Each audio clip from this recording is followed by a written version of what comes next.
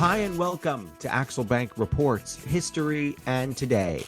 Conversations with America's top nonfiction authors and why their books matter right now. I'm Evan Axelbank, and today we're going to speak with J.D. Dickey, the author of Boston 1776, a rogue tour of Revolution City.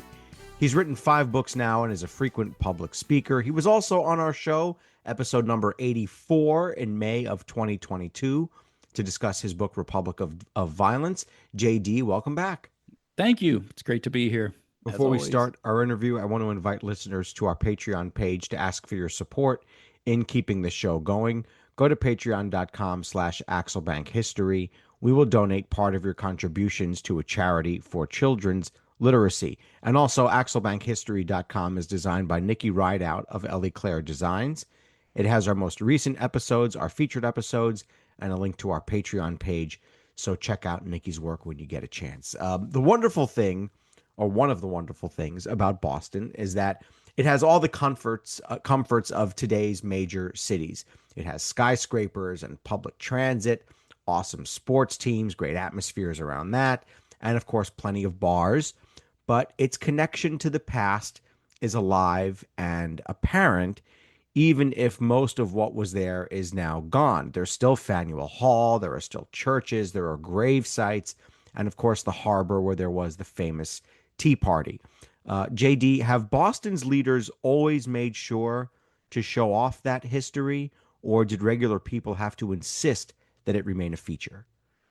Well, I think it really depends on the era you're talking about. We view this through a modern lens of historic preservation. Basically, we view it through the lens of post-Pennsylvania Station, and I'm talking about New York here. That architectural marvel was torn down in the 1960s, and people were outraged by it. And ever since then, we have a much better sense in the entire country and in Boston of architectural preservation and knowing what to look for and how to contextualize it. Now, in the 20th century, that was less apparent, even in Boston. And in the 19th century, it often wasn't, where the past was considered basically fodder for just creating the new city. And so subsequently in Boston, a lot of it was filled in, like harbor channels in the harbor. So the Long Wharf is not as long as it once was, for example. And also some historic structures were torn down for various reasons. Now, a lot of this was inevitable because of the process of historical change and things like that. But at the same time, some of it was an outrage even at the time, like when John Hancock's mansion was destroyed during the Civil War. There were people who understandably thought this was a key aspect of American history and should be preserved. And indeed, you can imagine it today. If that mansion were preserved as well as, say, the Shirley Mansion in Roxbury, then you could see that that would be one of the highlights on the Freedom Trail. But it wasn't, for a variety of reasons, which is a whole other rabbit hole. But I think it's one of these cases where in Boston, as in the rest of the country, we've developed a consciousness about the importance of history and preserving it. Now, in Boston, there are aspects that are very well preserved, as you mentioned, Faneuil Hall, and also what was the townhouse, and then now called the Old State House, and some houses like the Paul Revere House, and others that I talk about in the very last chapter of my book. But at the same time, they could have done better, and I think the modern consciousness infuses this spirit of preservation, which we have to hang on to, because there are only 24 sites left in Boston from the era, and it's worth preserving. To this point, you have written conventional history books, Washington, D.C., you've talked about abolition, you've done Sherman's March, but this one you say is a tour that can be read in any order. How did you decide to do that? And did you have to adjust your mindset to tackle this topic from a sort of non-linear path? Weirdly enough, no, because this is something that I had been developing for a while because I got my start in travel writing, interestingly enough. Now, this is 25 years ago, but I did write for a British publisher, and even at that time began to understand how you could combine a travelogue approach with history. And by the time I wrote my first history, which was Empire of Mud, Secret History of Washington, D.C. in the 19th century. At that time, I had a chapter that was very much like a travelogue, traveling throughout um, Washington City, following the course of the aqueduct, in order to illuminate what the city was like in 1857. That chapter was never included in my book for space, but I've kept it around, and it was top of mind for me in a lot of ways. So by the time I got around to uh, promote or coming up with the idea for this, I thought a hybrid would be useful. And I think a hybrid could be fruitful for visitors for the reasons you described, that it can be read in any order and that it can give us a different window into the past that we might not get from a standard chronological narrative. How did you go from travel writing to history writing? Was there a natural fit there? It had to do with DC, with Washington City, that I had written a book um, on the capital, the nation capital, that had a lot of history in it. And I had more material in it than I could use because a travel book is it's going to have an amount of history, even a place like DC, but at the same time, you can only go overboard so much. And I was going overboard, and a lot had to be cut. And it just seemed to me like a lot of a lot of the city's heritage was not mentioned in conventional histories because it didn't relate to national level events. What it related to was how people existed in that benighted city in the 19th century. And one of the reasons it struggled so much was the physical limitations and the disinterest of national politicians in making it something special for a variety of reasons. And so I was able to convey a lot of my research that I had done in terms of history in that travel book into an actual history book. Why did Boston stick out to you? Why did you decide that city had to be taken out of its present day and put back into its seminal moment for us to truly understand Boston? So, Boston in 1776, in some ways, was an easy choice for me because my previous two books had touched on Boston prominently, just in different eras. So the third book I wrote, American Demagogue, was about the Great Awakening and about Boston's role in that. And the fourth book I wrote, as you'd mentioned, Republic of Violence, was about the anti-abolitionist riots in the Northeast, touching on Boston and a particularly nasty event in which the abolitionist William Lloyd Garrison was nearly lynched by a mob. Now, we thought of those things as happening in the South, but it turns out they happened in the North as well.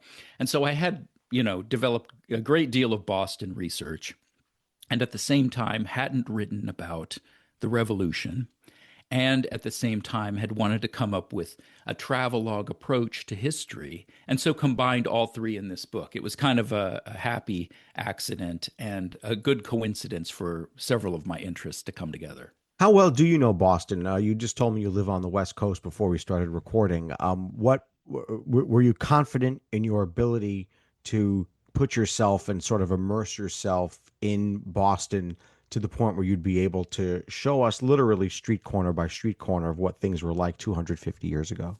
Yes, for two reasons. Boston's been the focus of my research, as mentioned, and I've spent a lot of time in the Northeast just coming up with the background for these books, focusing on Boston, Philadelphia, and New York. So another book on Boston wouldn't have been out of my wheelhouse, so to speak. But at the same time, I felt confident in this because a lot of the city comes alive not only in the remnants that are available, but in the research. And in the research, you can really find a city that no longer exists. And to wit, I would say that the original revolutionary city is 1 square mile. It was on a peninsula that at times was an island called the Shawmut Peninsula, and kind of stranded, somewhat removed from the rest of New England, the famous city upon a hill um, that a Puritan leader had talked about, John Winthrop. And so I thought that this would be a good opportunity to really illuminate that and to talk about exactly what animated Boston in the critical years for our nation, which is basically the Revolutionary era. Would you have written this book if not for this major milestone, this 250th anniversary milestone?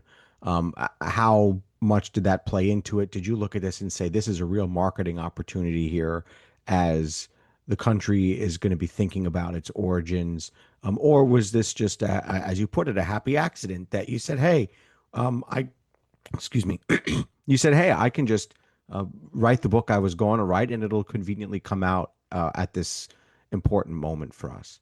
Well, with the 250th anniversary coming up, I definitely felt like this was the right time for this to come out. In other words, it was a convergence of different things coming together, and it seemed inevitable. Like I had to write this one way or the other because of the 250th anniversary. It could get more attention for one thing, but at the same time, I felt like I wasn't done with Boston yet from the previous two books. I'd written about the 1740s and I'd written about the 1830s, but not the most critical period in between.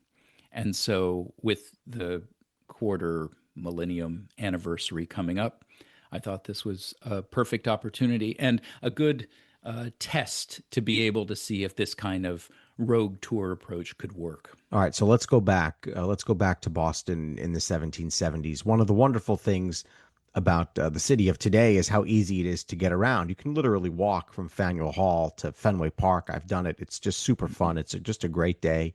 One of the best things about the city, I think, is how manageable it is compared to my favorite city, which is New York. How was Boston's size and shape different in those days? So, for one thing, as I mentioned, it was 1 square mile. So you could walk from one side of Boston to the other in an hour. 15 minutes. Yeah, Yeah, yeah, yeah, yeah, yeah, yeah, basically. And yeah. you would think, like to compare it to today, you had as many impediments just as a different time, a different kind. So now you have traffic, you have, the usual chaos of the city and the crosswalks and everything else that and cars especially. But then it wasn't easy to walk because you had narrow roadways choked with drays and wagons and carriages, and you had sometimes feral animals running around on the street. You had no sidewalks. Rather, sometimes you had a sort of side of the road that might have a chain blocking it off. And yet at the same time, there was no easy access from one area to the other. Yes, there were roads, but for a visitor, it was uncomfortable because the names of the roads were not on them. Nothing was identified. And so you would quickly find yourself lost, even in such a small city. In fact, one historian compared it and said it had the crowded look of late medieval London, which is an interesting way to think about Boston because we picture it as having all these grand brick mansions and public buildings. And at the same time, the city was mostly dark wood. And the remnant of that today is in the Paul Revere House. That is what most of Boston looked like: dark wood, leaded glass windows, one or two stories, and in contributing toward a very hemmed in feel for people. So even though it was only 1 square mile, at the same time, it was quite congested. And It must have and been very, very stinky. yes, yes, like a lot of American cities at the time, refuse from animals and tailings from mills and various nastiness was on the street. And the mill pond, which was an industrial pond that's since been filled in, was a fetid swamp that was like 3 or 4 feet in depth. And of course, the tidal flats.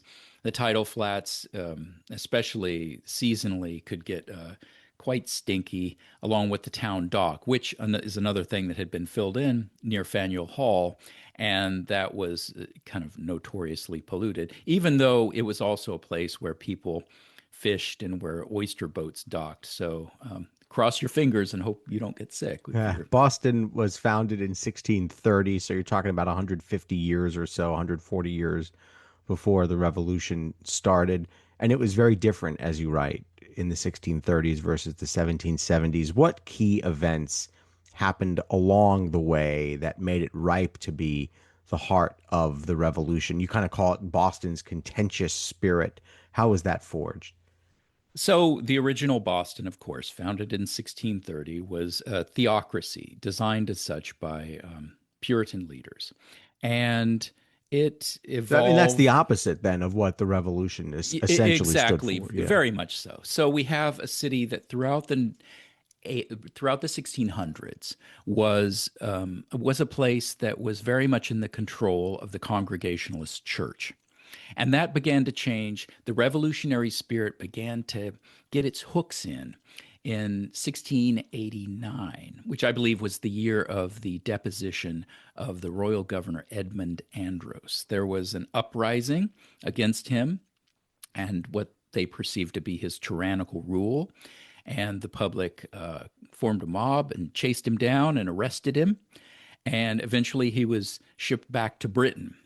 And this established a pattern for two things: revolutionary spirit and riots. So there were a good number of riots in Boston, more than in most American cities during the 1700s. And these were riots over any number of things, including things we wouldn't think you would riot over. And there were riots over prostitution, so that brothels and madams in town were chased down and harangued for their activities. There were brothels against the establishment of public markets, with outlying markets being burned because the public didn't like that idea, as opposed to individual hawkers going door to door selling goods so people could just open their door and buy things, buy their groceries instead of having to go to a market. People rose up against those. There were riots against price gouging, riots against Catholics, riots against any number of things you could think of. And so by the time the royal policies or the parliamentary policies on taxation began to kick in the 1760s, the town was ripe to employ its garrulous spirit against those things.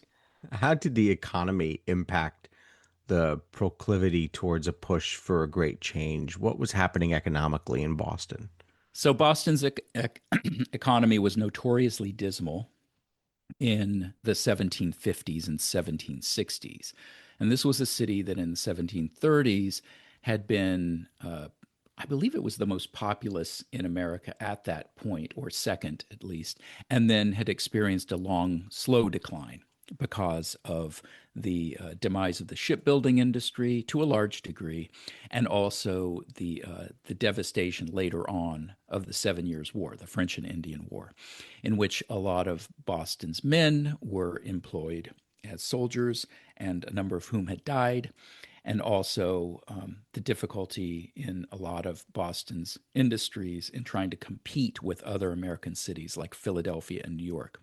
And I go over the reasons in the book. It's a bit of a rabbit hole, but I will say that Boston had some difficulty in competing because of trade and trade policies enforced by Britain in the Navigation Acts and others contributed a large degree to Boston's struggles. I'm wondering why you use the word rogue. It just kind of hit me here. What makes this tour a rogue tour that you're taking us on?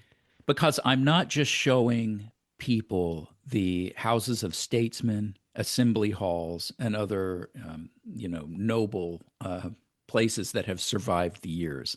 I'm asking the reader to make a journey of the imagination in toward things that maybe aren't as pretty from a modern perspective. It's rogue, I suppose, because I'm being the rogue here, in showing people the back streets, the brothels, the workshops, the various places where Bostonians worked that don't enter our popular imagination, like rope walks. What's a rope walk? Well, a rope walk is a place where hemp was kind of wound together to create ropes for the nautical industry. And a lot of the workers in rope walks ended up being revolutionaries. It's also a place where there were a great number of people on the North End working in the nautical industry and who contributed a great deal to the revolution, sailors and whalers and people like that. And it's a place of taverns, a massive number of taverns. Now, those are mentioned in conventional histories, places like the Green Dragon, but usually as an adjunct to talk about the organizing activities of the Sons of Liberty and other patriot clubs. Taverns were huge, and they are huge in this book, too. If anything, this is as much a tavern tour of Boston in 1776 as anything. And so the word rogue to me really implies the type of things that get left out of history books that I wanted to highlight. How did the English, the ones still living in England, view Boston? What do we know about their perception of what was happening in this in this rogue city? Right. Well, I think the English, it depends on one's perspective because they considered it, even though America was considered a backwater by many British statesmen and citizens. At the same time, it was considered useful as another node in Boston's grand planetary colonial empire where British goods could be sold and where raw materials, America generally, where raw materials could be shipped back to Britain and turned into finished goods. So it was useful in that way. In terms of Boston itself, it was by the mid 1760s considered a place where difficult individuals operated, people that they considered often rioters or traitors, depending on the perspective. And that feeling only grew worse. And there were some more than others that particularly earned the ire of British authorities. Samuel Adams, John Hancock, in particular, and even people we don't think of as much today, like William Molyneux, who a number of whom appeared in the records as being targeted for arrest or even potential execution, depending on what British authorities had thought they might be able to do in terms of undermining public order. In terms of your sources and in your process here, did you immerse yourself in Boston or were you able to rely on texts to build this book out? It's a combination of things of primary and secondary research. Obviously, there's great libraries in Boston that one can use and useful secondary sources. There are a number of great things that act as supplements. Excellent work done on taverns by various people, and some fine dissertations as well that haven't been published that contribute valuable resources. But also the primary documents are of great value. The records of the town meeting and the records of the selectmen are very useful in this regard in order to see the kind of history that doesn't always end up in popular history, to show the kinds of court cases and the kinds of arrests made and the kinds of policies that animated the town. And one can find that through, as I mentioned, the records of the selectmen, as well as court records and other aspects of people who are running the town, to try to create a portrait that isn't necessarily the conventional one, but rather one of how people lived, a grassroots history on the ground, bottom up. So give us an example of what's in some of those selectmen records. I mean, are there actual minutes of meetings that were taken up 250 years ago? Yes, so you can find a number of things where it's talked about exactly what kind of policies are passed and the effect of those policies. One of the useful aspects of this is trying to illuminate taverns and exactly what those meant, and the contrast between the official rhetoric, which was taverns can be bad and a source of trouble, and there are troublemakers in taverns, and we need to control those taverns, versus what the record actually shows, which was that taverns were licensed very liberally. And there were more taverns in the Revolutionary era than there had been in any previous decade in Boston. And it also turned it on its head, the very notion of this puritanical city where drinking was a questionable activity, to one where drinking was essential for forming the bonds of revolutionaries. All of that appears in the record, and sometimes the statistics can be very useful in showing the color and the details of that time. How much did immersion help at all, if at all? It's so different now, obviously. 250 years have gone by, things have been covered over, the streets are different, modern construction. Did you find yourself walking around and looking around and gazing at things and finding useful things, or did you have to sort of imagine what would have been there as you walked around? For some of the buildings, you can definitely get more of a firsthand sense. As I mentioned, Faneuil Hall, the old State House, the churches, like Old North Church, especially. But at the same time, there is so much that has changed. It really requires a bit of the imagination, especially to picture what the shoreline looked like before it was filled in. And the shoreline, of course, had dramatically expanded. So Boston had expanded outward. And so the tidal flats were filled in. And not only that, but what was known as the Tri Mountain, which were a series of hills in what was called West Boston or the West End or Beacon Hill, had been reduced dramatically from prominent geographical features to something more subtle on the horizon. So you'd have to imagine a much more physically dynamic city, something that is much less of the modern filled in industrial place that we know today, and try to imagine what it was like to walk around there, to sail a ship from there, to visit a tavern from there, and all of this during wartime How or much time pre-wartime. how much time did you spend walking around? So, luckily, in this case, some of the research had followed on my previous research for the previous two books. In other words, I had pre existing research on things like Faneuil Hall and others. So, I didn't have to do it from the ground up. And that was another aspect of this that was great for me for the Boston book, the book just about Boston, is that I could fill in the many gaps I had with this research, walking around, going to libraries, and trying to create this city and also use the research I had done before. And so, in a way, it was a good confluence for me of various things that had come together with my current and previous research. What were the critical acts leading to the revolution? You have the Stamp Act, you have the Townshend Act, quartering, the Tea Act. How did this flame start to get lit in Boston? So, I think you'd have to start this in 1760, 1761, which is the ascension of George III after his father, George II, had died. And that put an entirely different perspective on the city because with a new crop of ministers who were devoted to stamping out smuggling, which was necessary in Boston's dismal economy at the time for a lot of the merchants and others to survive, that put an economic chokehold on Boston, especially with the writs that had been passed in order to allow inspection of merchants' property and others without a warrant. That was one of the first steps toward what we think of as revolutionary consciousness.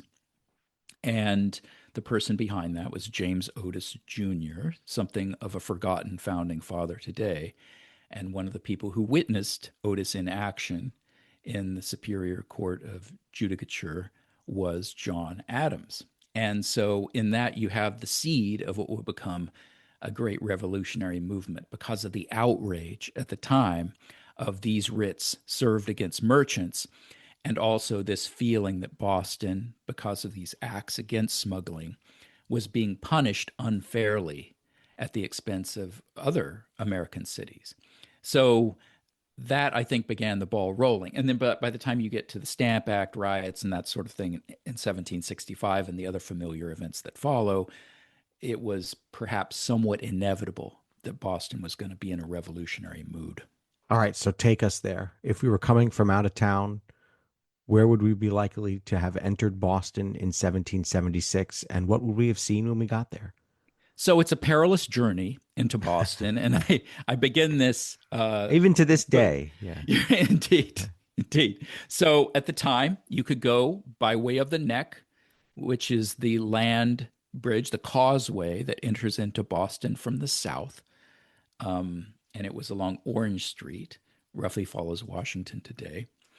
And if you go that way, you will find it blocked off by, at the time, because this is July of 1776, Patriot military blockades and things like that. But there is traffic going through, and it had been completely blocked during the siege of Boston by the British.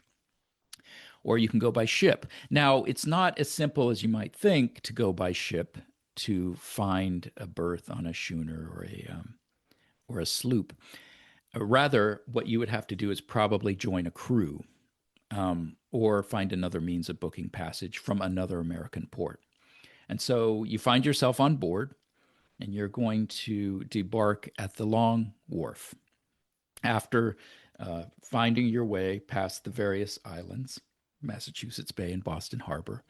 And you get off your ship at the Long Wharf and you find that the town is in the middle of a smallpox epidemic, which is not something we think of when we think of revolutionary Boston, but it is true. It was widespread at the time, and inoculation was a means of controlling it successfully, but also people were dying of this and had to be quarantined.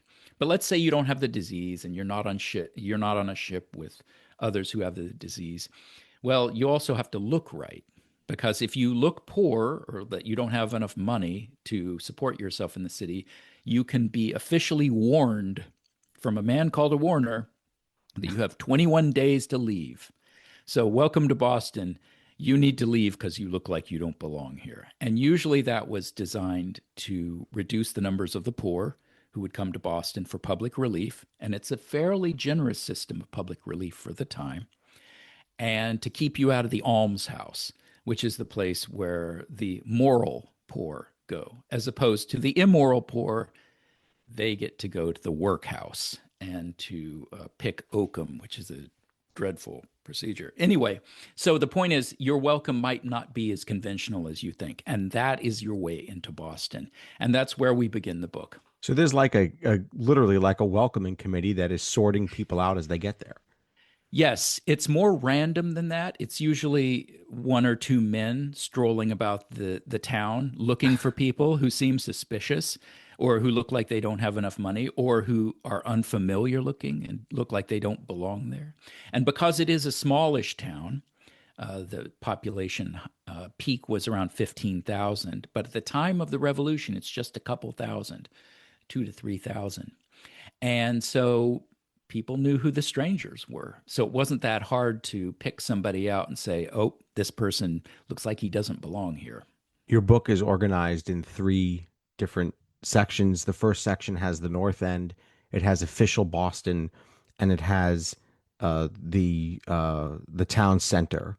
Well, I actually no, sorry. The harbor is in the first section, the North End, and then official Boston is in this Yeah. first section. And I think that's appropriate because when you're in Boston, unlike, let's say, New York, unlike even with the city I'm in, Tampa, a lot of the official stuff of today, the city, City Hall and other federal buildings and government buildings are kind of sectioned into one little area. Is that how it was back then?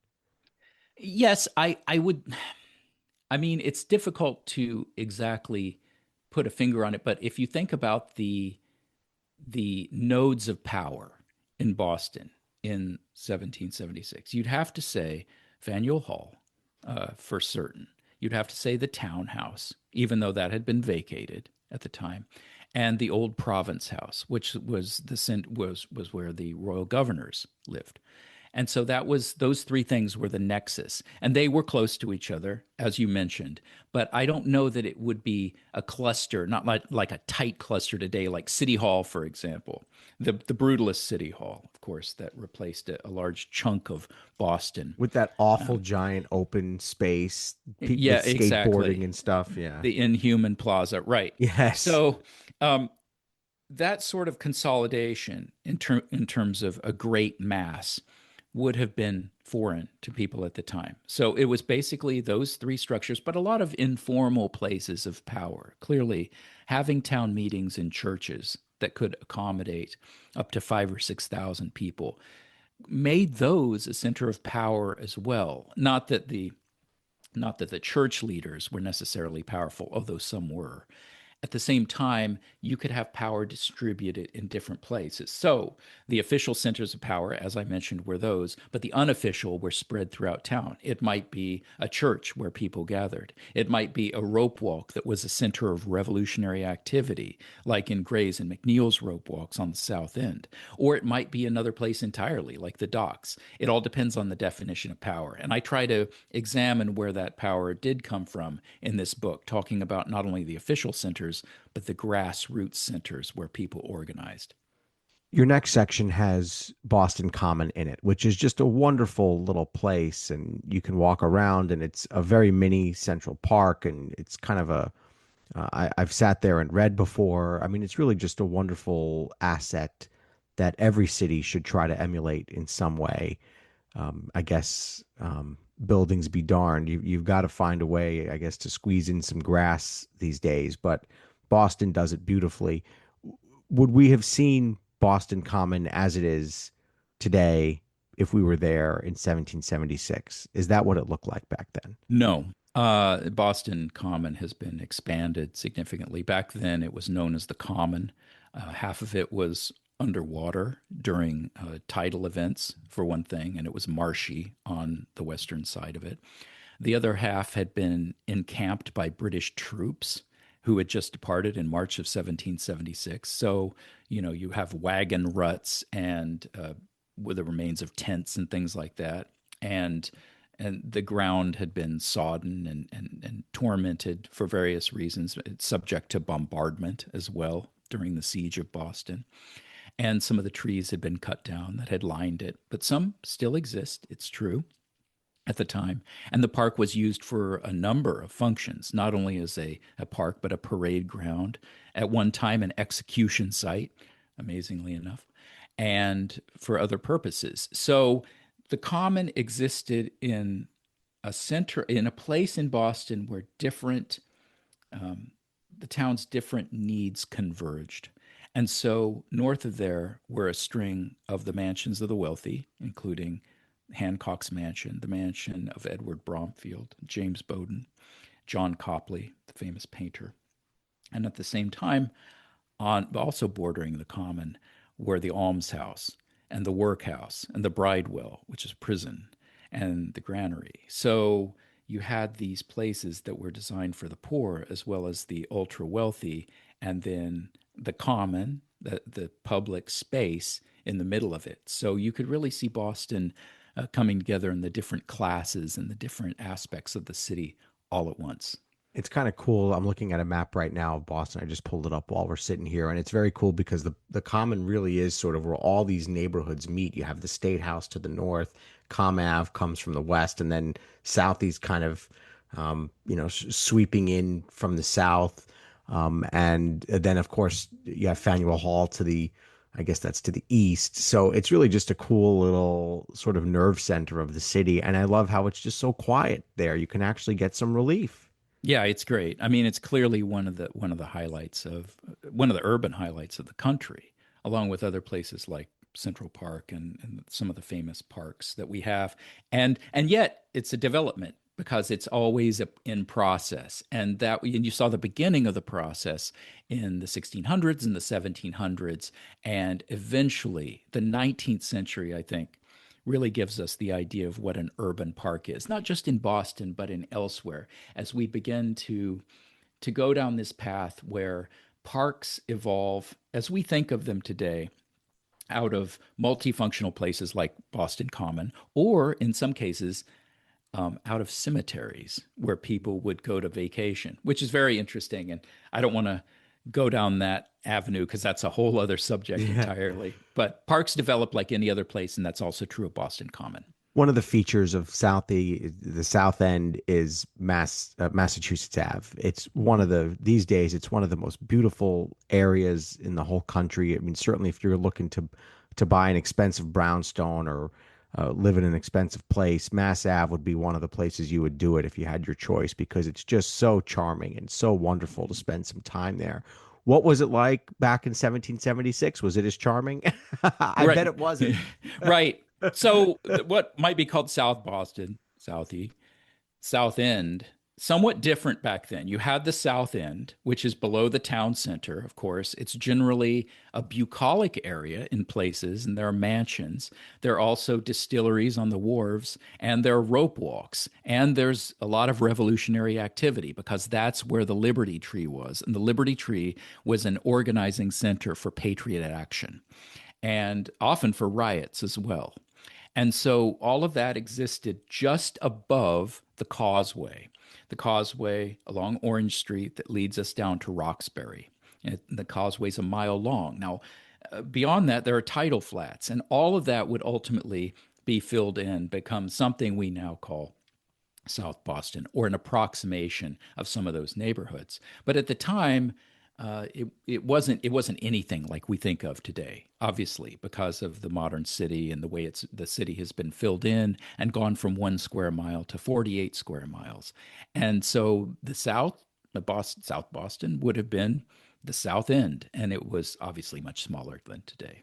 What was Boston divided class? I mean, I assume it was. Was it divided by classes, and did each class have sort of a neighborhood that they could live in?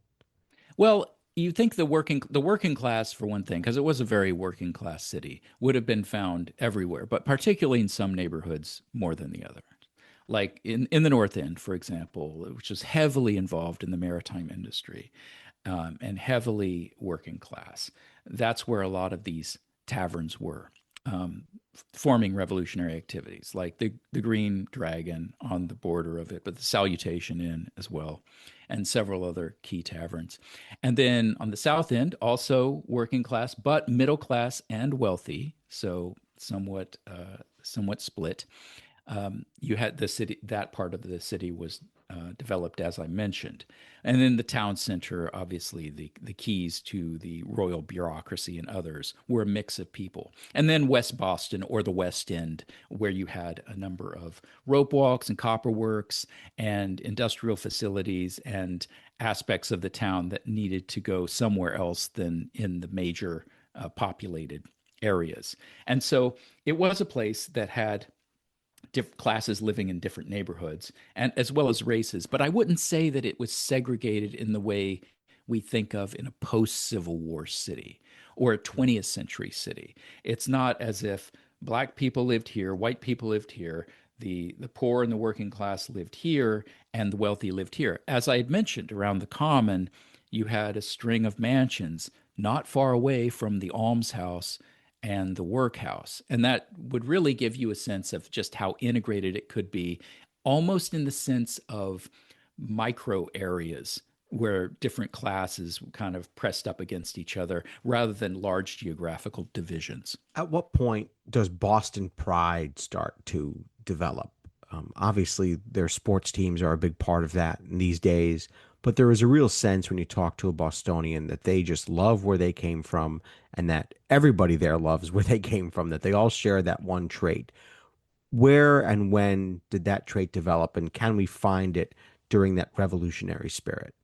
I think that at the time, Boston would have been considered much more of a post-Puritan city. That's what I want to call it. Even though it's hard to reconcile some of the aspects we think of today, Boston pride, which is Irish, which is Italian, other aspects, with what it was at the time. Because at the time, Boston was emerging from its puritanical 17th century and going into this revolutionary era, and very depressed and very much struggling. And that's attested to from a number of authors, from Abigail Adams to Samuel Adams, and many others who talk about the physical degradation of the city and just what it would take to rebuild the city back up again. And I think this is key because the Boston Pride you talk about is a much later development. At the time, a lot of people were just simply trying to survive in the wake of the siege of Boston and the war and a lot of other aspects. They knew it could be built up again, but they also recognized just how close the city had come to being destroyed, and in fact was destroyed in neighborhoods like Charlestown, which was a separate city at one time. All right, July 4th, 1776, or July 2nd, depending on when, but let's go to July of 1776. What would we have seen that day that news of the Declaration of Independence had spread?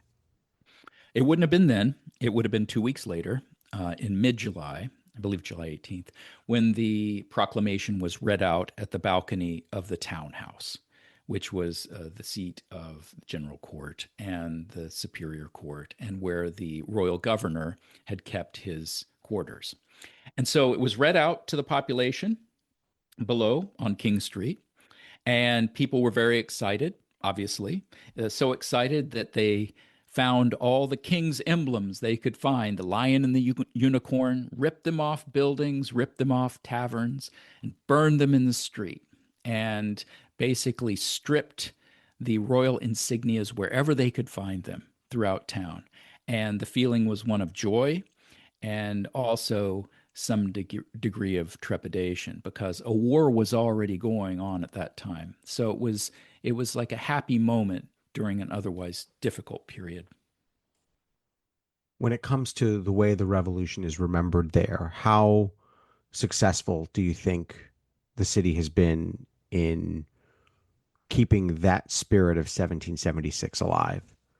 I think it's very good. And I think the Freedom Trail is something that people should absolutely experience and also explore for themselves at Massachusetts Historical Society or the cemeteries or whatever remains, whatever you can find of the history. If you're interested, you should explore it not only in the extant buildings, but also in the exhibits and museums and the relics that are left over from the time. And I think Boston does a reasonably good job of honoring that history. There are other cities that don't and that should, and they will remain nameless. They tend to be more toward the West Coast where I live at the moment.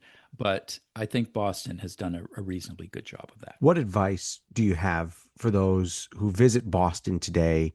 They land in the middle of this sort of metropolis now, and you have to fight the public transportation system to get where you're going, and you probably have a schedule of things to do. What advice do you have for people who find themselves standing in Boston today who want to feel that revolutionary spirit again?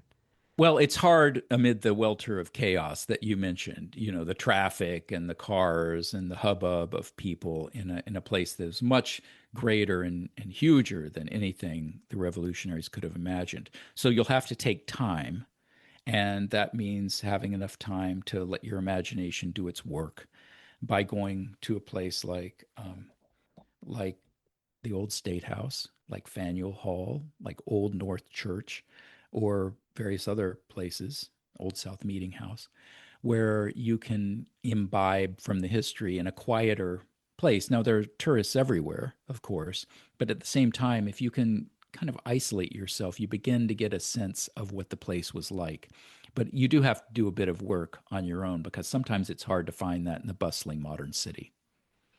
How's the book doing? Is it getting a reception that you'd hope for in Boston? Do you find Bostonians coming to you and saying, "Ah, I've always wanted to strip away all these skyscrapers and finally get myself back to 1776"? Is it working out as you imagined? Well, I think selling any book in the modern era is a challenge. Mm. Let's put it that way, because of the changing media landscape and how so much has devolved into social media. And I have adapted. The way that I try to promote my books is different than it was 12 years ago. In 12 years ago, for example, at the time, the key would be in getting a review. So my first book got a review in the Washington Post, and that was great. And I spoke in bookstores throughout town. And now that doesn't have the same pull. And so you want to do a lot more social media rather than depending on reviews. And so I do at my website, jddickey.com. I have a series of fun short videos, YouTube shorts that talk about different aspects Yeah, of the those were city. cool. I wanted to ask about, yeah. Yeah. And so I do those about once a week to try to bring up unexpected aspects of the city that might illuminate readers along with reading the book, like how to open your own tavern in Boston, or the story of Paul Revere as dentist, and things like that, as opposed to just the conventional, talking head. And it's really been necessary to do that. And the book's been doing fine as far as I can tell. I haven't seen the numbers yet, but I know I have to do my part in terms of getting it out there in social media and engaging with the public rather than just depending on or hoping for a review from New York Times or something like that. What are your favorite examples of Boston in popular culture? I mean, the movie The Departed sticks out, but there are a million things about Boston. The show Cheers. What do you think are the best ones that we can watch if we want to feel Boston? Well, you've mentioned a couple of those, and I think that this sort of pride, this sort of aspect to the city is apparent not only in the media but in the music. Of course, there's everybody's favorite Boston song, "Shipping Up to Boston" by the Dropkick Murphys. I had thought of using that as a promotional tune for one of my videos, but decided against it.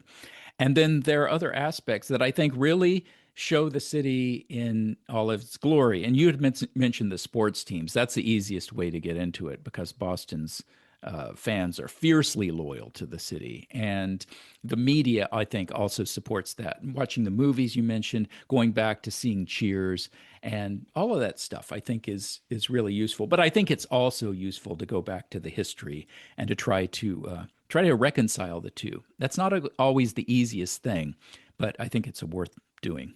Which of Boston's four major sports teams best exemplifies the revolutionary spirit? It's got to be the Red Sox. I mean, how could it be anything else? Right, Patriots Day and I mean, it's because of the saga of the Red Sox, which is it's so similar to thinking about the 1700s, where you had this place that was beleaguered, that was feeling bad about itself, that ultimately led a national revolution.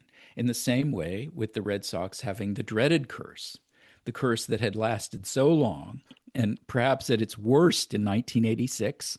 We know what that or was. its best, depending on your perspective of it. Well, obviously, if you're a fan of the New York Mets, it's like you're reveling in that. Yeah, absolutely. And I was when I was a young person. But at the same time, you see how that was overcome in the 21st century and the spirit and the pluck that enabled that to happen. I don't think there's any other, it's not just Boston. I don't think there's any other team that kind of embodies that in the same way, that was able to take on something that was an oppressive force. In the case of the 1700s in Boston, it was the rule of the British Empire and the economic troubles of the town, and then to turn it around in an unexpected way to lead a revolution.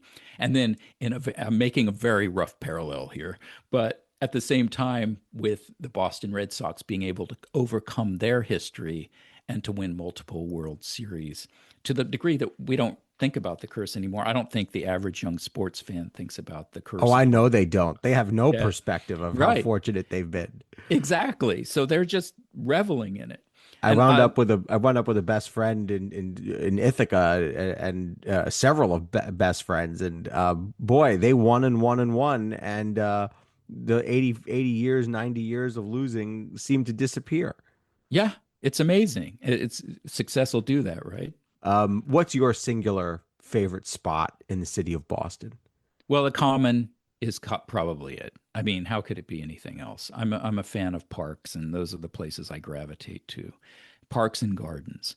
And so to be in the center of the town and that nexus where there's such interest and where so many people come together, I think it's kind of a realization of what the seed that was planted in the 1600s, 1700s, when it was the common, and to turn into something that special, I think is important, along with the surviving buildings and that sort of thing from the What era. city would you like to do the same type of book about, and why is it New York? I'm just kidding.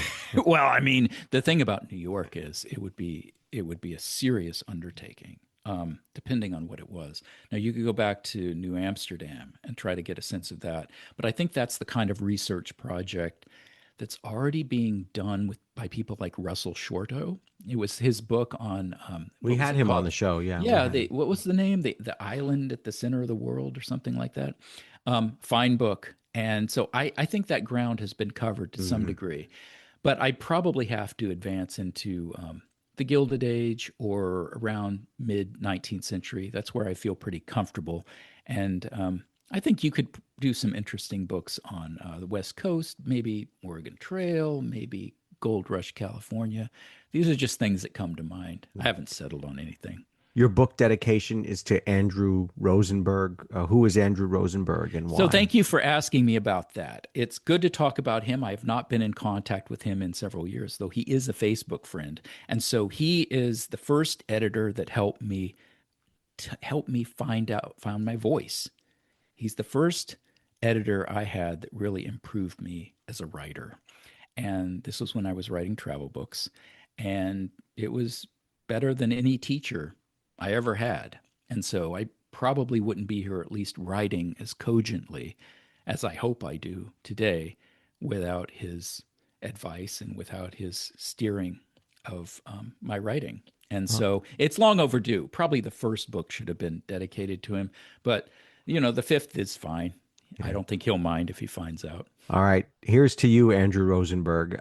What's next? Do you think you have another book ready to go, or are you going to take It, some time with this one? no, it definitely take time. There were a couple books there that I just did one after the other, and I think it's better to just ruminate on Boston and to keep doing the social media and trying to get the word out there instead of already writing the next book before I'm done with this one. All That's my right, strategy. J.D. Dickey, we're all going to take your book to Boston the next time we visit. The author of Boston 1776, A Rogue Tour of Revolution City. Thanks so much for being here. Thank you. It was great. Check out the book and also his website, jddickey.com. AxelBankHistory.com is designed by Nikki Rideout of Ellie Claire Designs. It has our most recent episodes, our featured episodes, and a link to our Patreon page. Check out Nikki's work and definitely go to that Patreon page to ask for your support, or we're going to ask for your support to keep the show going. Go to patreon.com/AxelBankHistory. We're going to donate part of your contributions to a charity for children's literacy. And thank you for listening to Axel Bank Reports History and Today, conversations with America's top nonfiction authors and why their books matter right now. Check us out on Facebook, Twitter, and Instagram at Axel Bank History. We'll see you next time. Thanks.